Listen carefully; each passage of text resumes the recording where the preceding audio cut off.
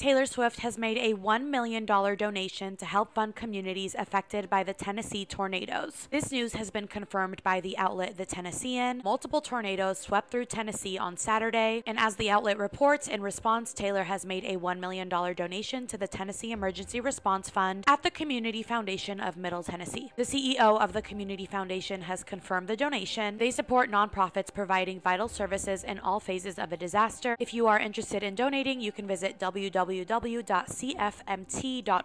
Of course, Taylor has ties to Nashville, Tennessee. The state is near and dear to her heart. This is definitely not the first time that Taylor has quietly donated. She's made contributions to food banks in every city that she's played in for the Eras Tour, and also gave her tour staff $55 million in bonuses. If there's one thing Taylor is going to do, it's give back. I'm wishing everyone affected by these tornadoes the best. Again, if you are able to donate, you can head over to www.cfmt.org.